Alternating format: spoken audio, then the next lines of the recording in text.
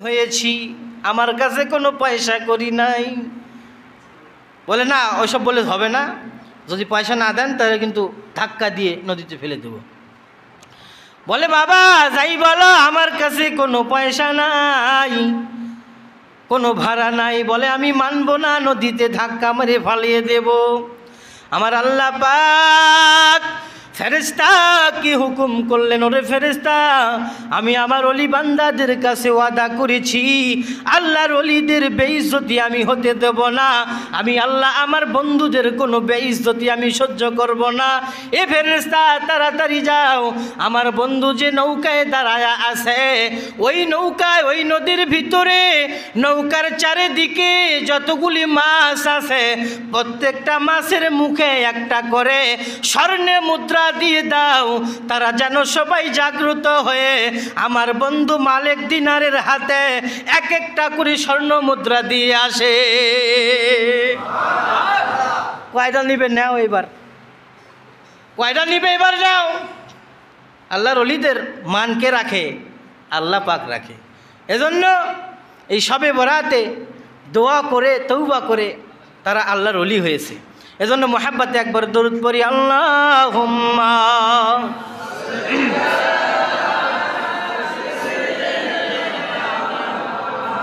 মাওলানা মুহাম্মদ ওয়া আলা আলি। পাগল নাকি? মোহাব্বতে পড়েন আল্লাহুম্মা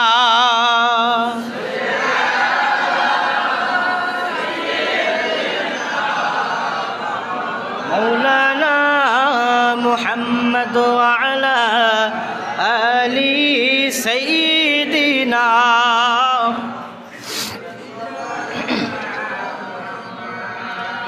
ও মদিনা তোমায় ভুলতে পারি না, ও মদিনা তোমায় ভুলতে পারি না। কি করে ভুলবো তোমায় বলো না, বলো না। তোমার মাঝে শুয়ে আছেন যে জনা, তারে সৃষ্টি না করিলে আমার রব্বানা কিছুই সৃষ্টি করতেন না। তিনি মোদের জানের জান, সবার প্রাণের প্রাণ। তারে হারালে হারাবো আমি দোজাহান। বলেন না সুবহানাল্লাহ। ও মদিনা তোমায় ভুলতে পারি না, কি করে ভুলবো তোমায় বলো না, বলো না। তোমার মাঝে শুয়ে আছেন মহাজনা, তারে সৃষ্টি না করিলে আমার রব্বানা কিছুই সৃষ্টি করতেন না। আল্লাহুম্মা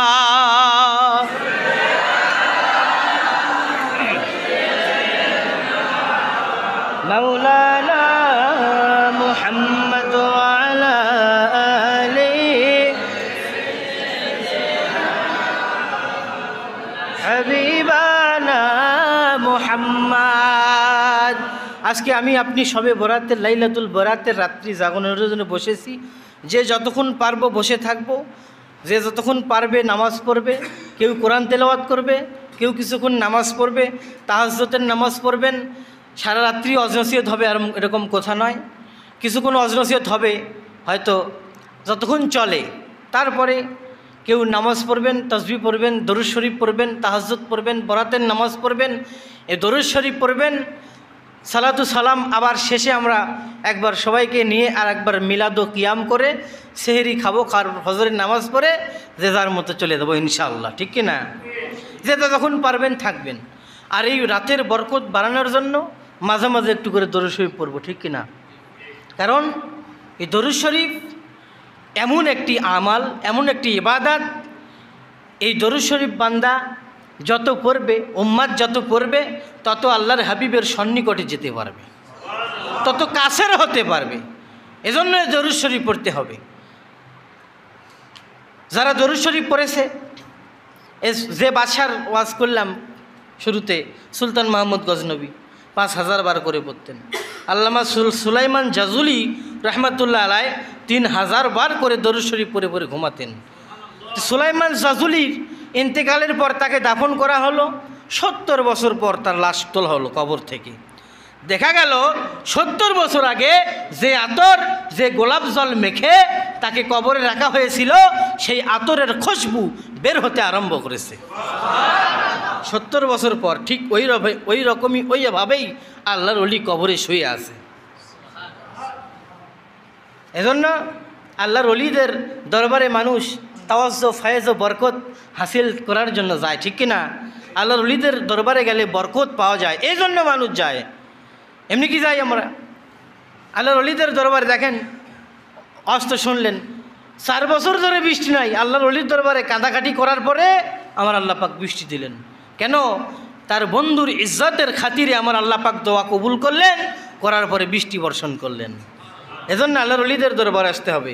আব্দুল খালেক মিসরি রহমতুল্লাহ আলীর মাজার মিশরে এক হাফেজ সাহেবের পেটের যন্ত্রণা, পেটের কামড় ভালো হয় না, কি করবে? আল্লাহর ওলিদের দরবারে গেলেন, ওই দরবারে দ্বারস্থ হলেন, তার মাজারে গেলেন, যাওয়ার পরে দোয়া করবেন। তো আল্লাহর ওলির দরবারে দোয়া করলে কবুল হয়। প্রত্যেক দিন যায়, 1 খতম করে কোরআন শরীফের তেলাওয়াত করে। হাফেজ সাহেব মানুষ, কোরআন খতম করে দোয়া করে। তো কোরআনুল কারিম খতম করে দোয়া করলে আল্লাহ পাক তো কবুল করবে ওলির ইজ্জতের খাতিরে। কিন্তু আল্লাহর ওলি দেখলেন যে এর যদি পেটের যন্ত্রণা যদি আল্লাহ ভালো করে দেয়, তে আর আমার মাজারে আসবে না, কোরআনের তেলাওয়াত শুনতে পারবো না, কাজে এভাবেই থাক। বলেন না সুবহানাল্লাহ। প্রতিদিন আসে এরকম করে দোয়া করে, কিন্তু কাজ হয় না।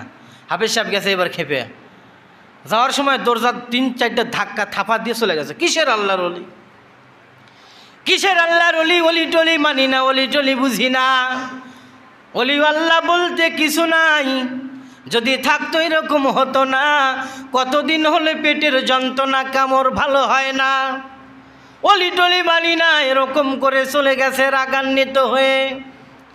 রাতের বেলায় আব্দুল খালেক মিসরির ওই মাজার থেকে যাওয়ার পরে আল্লাহর বান্দা ওই হাফেজ সাহেব স্বপ্নের ভিতরে আল্লাহর ওলি আব্দুল খালেক দেখাইতেছে, এ বাবা এত জোরে কি কেউ থাবা মারে? এত জোরে কেউ আঘাত করে? বলে কি বলেন বুঝি না তো, কি বলেন বুঝি না। বলে ও হাফেজ সাহেব দেখেন, আপনার হাতের 5টা আঙুলের ছাপ আমার পিঠে বসে গেছে। থাবা মারছে কোথায়? দরওয়াজায় থাবা মেরেছে হাফেজ সাহেব। কিন্তু আল্লাহর ওলি পিঠটা দেখাচ্ছেন স্বপ্নের ভিতরে। বলে হুজুর কি করব, কতদিন ধরে মাজারে যাই, দোয়া করি কিন্তু কবুল হয় না, আমার পেটের যন্ত্রণাটা ভালো হয় না। ও আল্লাহর ওলি, রাগান্বিত হয়ে একটা থাপা দিয়েছিলাম, যদি বেয়াদবি হয়ে যায় আল্লাহর রাস্তায় মাফ করে দিবেন। হুজুর কিন্তু কি ব্যাপার, প্রতিদিন দোয়া করি কেন কবুল হয় না? বলে ও বাবা হাফেজ সাহেব, প্রতিদিন আমার মাজারের কাছে আসো, কোরআন তেলাওয়াত করো, আর যদি আমার দরবারে কোরআন তেলাওয়াত করে দোয়া করো, তোমার মধুর এলহানের কোরআন পাক, ওই লেহানের কোরআন তেলাওয়াত আমার মাজারে কবরে শুয়ে শুয়ে শুনতে বড় ভালো লাগে, বড় মজা পাই, বড় আনন্দ পাই, বড় ভালো লাগে। যদি পেটের যন্ত্রণাটা ভালো হয়ে যায় আর তো মাজারে আসবা না, কোরআন তেলাওয়াত করবা না, এই জন্য তোমার পেটের যন্ত্রণাটা আমার আল্লাহ ভালো করে দেয়নি। তবে বাবা শোনো, তোমার পেটের যন্ত্রণাটা আমার আল্লাহ পাক এক্ষুনি আজকে ভালো করে দিবে।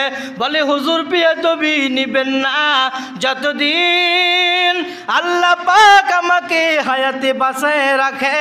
হুজুর কথা দিলাম প্রত্যেক দিন আপনার মাজারের পাশে দাঁড়ায়া এক খতম করে কোরআনের কারিম তেলাওয়াত করব, করে মাজার জিয়ারত করে তারপরে বাড়ি ফিরব। আল্লাহর ওলিদের ক্ষমতা আছে না নাই? পাওয়ার আছে না নাই? আছে। আল্লাহর ওলি ওসমানে হারুনি রহমাতুল্লাহ আলাইহি প্রধান খলিফা খাজা গরিবে নওয়াজকে সঙ্গে করে নিয়ে আল্লাহর নবীর রওজা মুবারকে মদিনাতুল মুনাওয়ারায় গিয়ে দোয়া করলেন, সালাম জানালেন।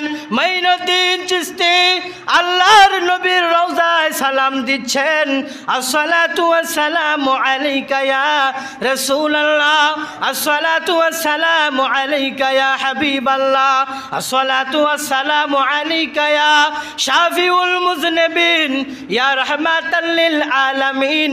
এরকম করে সালাম দেওয়ার পরে দোয়া করতেছেন আর বলতেছেন, ইয়া রাসূলুল্লাহ, হাবিবাল্লাহ, মঈনুদ্দিনের সালামের উত্তর কি পাবো না? আজকে সালামের উত্তর যদি না দেন রওজা মুবারক সারছি না। বলেন না সুবহানাল্লাহ। ইয়া রাসূলুল্লাহ, ইয়া হাবিবাল্লাহ, যদি সালামের উত্তর না দেন রওজা ছাড়ব না, যাব না। আমার পীর ওসমান হারুনি রহমাতুল্লাহ আলাইহি নিয়ে আপনার রওজার পাশে এসেছি। ও আল্লাহর ওলি, সালামের উত্তর কি পাবো না? আমি মঈনুদ্দিনকে কি কবুল করবেন না? আল্লাহর ওলি এইভাবে দোয়া করে আর কাঁদে। কিছুক্ষণ পরে রওজা মুবারক থেকে কোনো আওয়াজ আসতেছে না, কোনো আওয়াজ আসলো না। কিছুক্ষণ পরে দেখা গেল রওজা মুবারকটা থরথর করে কাঁপা শুরু করে দিল। রওজা মুবারকের ভিতর থেকে আওয়াজ আসতে লেগেছে, ওয়ালাইকুম আসসালাম ইয়া মাশাইকুল হিন্দ। এ ওসমান হারুনি, শোনো শোনো, আমি তোমার প্রধান খলিফা গরিবে নওয়াজ মঈনুদ্দিন হাসান চিশতি আজমেরি সঞ্জারি রহমাতুল্লাহ আলাইকে হিন্দুস্তানের সুলতান হিসাবে আমি আল্লাহর নবী কবুল করে নিলাম। রওজা মুবারক থেকে সালাম আসবে না? গাউসে পাক আব্দুল কাদের জিলানী রহমাতুল্লাহ আলাইহি আল্লাহ নবী রওজা মুবারকের কাছে কিনারায় দাঁড়ায়া সালাম দিচ্ছে আর ফিদা হয়ে গেছে, পাগল হয়ে কাঁদা শুরু করেছে। আল্লাহর নবীকে বলতেছে, ইয়া রাসূলুল্লাহ, হাবিবাল্লাহ, রওজা মুবারকের ভিতর থেকে সালামের জবাব যদি না পাই যাব না, সালামের জবাব পেলে হবে না। রওজা মুবারক থেকে আপনার নূরের কদম মুবারক, আপনার নূরের হাতটা বাড়ায়া দিবেন। আব্দুল কাদের জিলানী আপনার নূরের হাতে, আপনার নূরের কদমে চুমা না দেওয়া পর্যন্ত রওজা মুবারক সারছি না। বলেন না সুবহানাল্লাহ। আল্লাহর ওলিদের পাওয়ার আছে না নাই? আল্লাহর ওলিদের ইজ্জত আমার আল্লাহ দিয়েছে। কেন? হাদিস শরীফের ভিতরে আছে, আল্লাহর হাবিব ফরমান, ইন্নামা আনা কাসিমুন আল্লাহু ইউতি। আল্লাহ পাক দেনেওয়ালা, দেয়, দাতা, আর নবী হলে বন্টনকারী। নবী সবাইকে বন্টন করে দিয়েছে, ঠিক কি না? আল্লাহ পাক দেয়, সেটা বন্টন করে কে? আল্লাহর হাবিব বন্টন করে। গাউসে পাক গরিবে নওয়াজ, দুনিয়ার সমস্ত ওলি আউলিয়া, গাউস, কুতুব, আবদাল, আইমাই, মুস্তাহিদিন যত আছে সবাইকে বন্টন করে দিয়েছে কে? পিয়ারা নবী মুহাম্মাদুর রাসূলুল্লাহ সাল্লাল্লাহু আলাইহি সাল্লাম। হুজুর বন্টন করে দিয়েছে, হুজুর বন্টন করে দিয়েছে। তো আল্লাহর ওলিদের যে পাওয়ার, ক্ষমতা, আল্লাহর হাবিব বন্টন করে দিয়েছে। রওজা মুবারকের কাছে আল্লাহর ওলি বড় পীর আব্দুল কাদের জিলানী রহমাতুল্লাহ আলাইহি দাঁড়ায়া দাঁড়ায়া কাঁদে। আল্লাহর হাবিব রওজা মুবারকের ভিতর থেকে সালামের উত্তর নেওয়ার পরে রওজা মুবারকটা দুভাগ হয়ে গেল। আল্লাহর হাবিব নূর নবী নূরের হাতটা বের করে দিলেন। আব্দুল কাদের জিলানী রহমাতুল্লাহ আলাইহি আল্লাহর নবীর নূরের হাতে চুমা দিলেন। দেওয়ার পরে রওজা মুবারক থেকে ফিরে আসলেন। আমার পীর ও মুর্শিদ আলা হযরত পীর আল্লামা ওমর সিদ্দিকী আল কুরাইশি দামাত বারাকাতুহুমুল আলিয়া বারাকাল্লাহু হায়াতিহি হুজুরের আব্বাজান ছিলেন আশিকে রাসূল ফানাফিল্লাহ ফানাফি শেখ ফুরফুরা শরীফের ছোট হুজুর আলা হযরত জুলফিকার আলী সিদ্দিকী আল কুরাইশি নওয়ারাল্লাহু আলা মারকাদা। আল্লাহ পাক হুজুরের কবরটাকে নূর দিয়ে ভরে দেন, সকলে বলি আমিন। ছোট হুজুর কেবলা রহমাতুল্লাহ আলাইহি ফুরফুরা শরীফে তাহাজ্জুদের মুসাল্লায় নামাজ শেষ করে দরুদ শরীফ পড়তে দাঁড়ায় দাঁড়ায় সালাম দেওয়া শুরু করে দিয়েছে। অঝর নয়নে কাঁদে, কিন্তু আল্লাহর নবীর দিদার হয় না।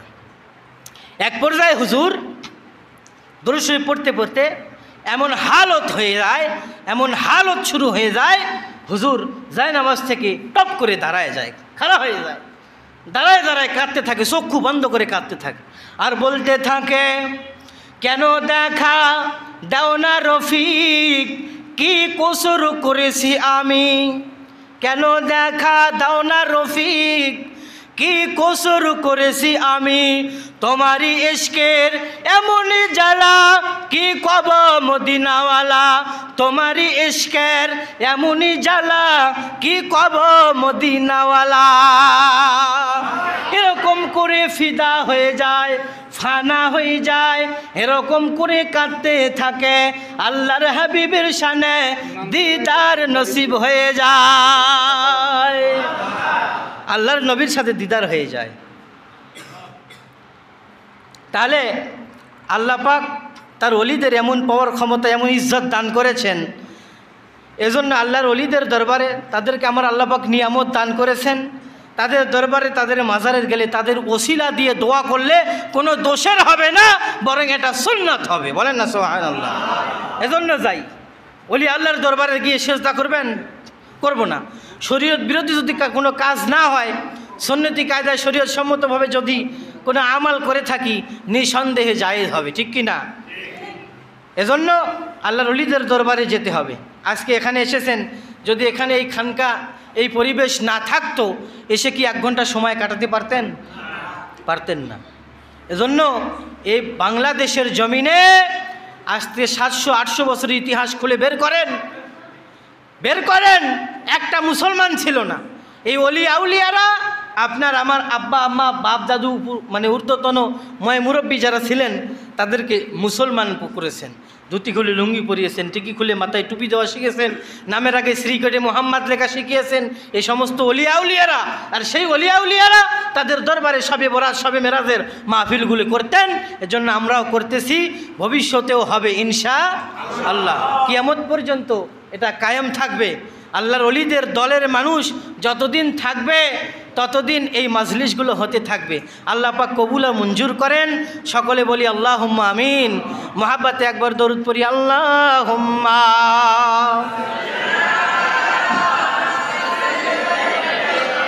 মাওলানা মুহাম্মদ ওয়া আলা আলি সাইয়্যিদিনা হাবিবানা মুহাম্মদ। হাজরিন, আমার সেই প্রায় 1 ঘন্টা হয়ে গেল।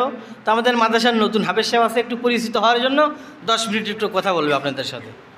আসেন 10 মিনিট।